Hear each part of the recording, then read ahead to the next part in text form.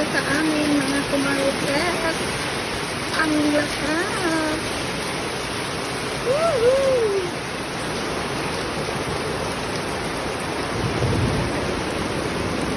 Ang lakas ng ulan, mga kumarites. Diba? Tingnan mo yung kalangkan. May mga kidlat, may mga tubog. Nay? Ayan, finally umuulan nga mga kumarites. Ang lakas.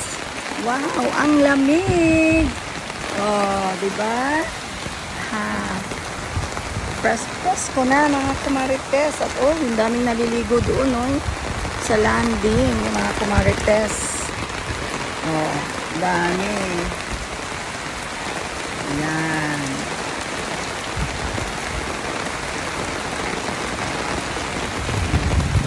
Hapon na kasi dito, no, kaya hindi makaligo yung mga bata.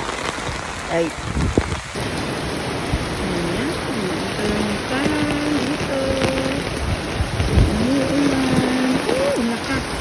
And for sure, lahat kami nga dito, no, Marites ay nagpapahasala.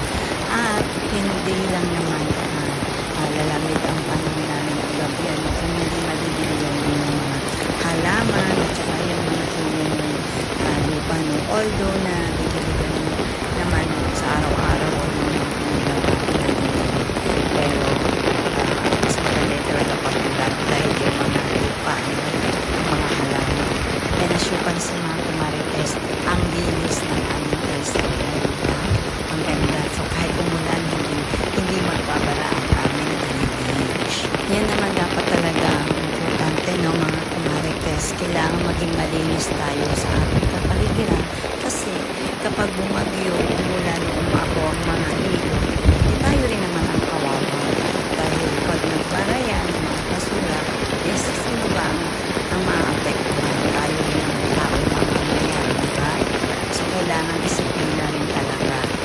And salamat talaga sa Panginoon. Thank God dahil umulan talaga. Thankful lang talaga. Kasi matagal na panahon na ang niligan.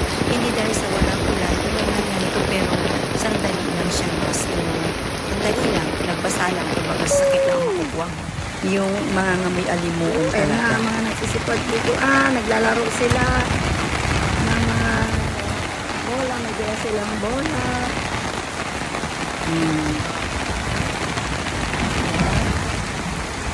Kasi kumukulog-kulog. Kasi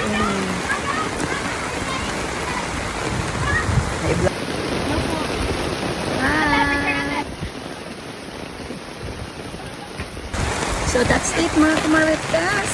Tayo na ngayon ay uuwi. Ang lakas ng ulan.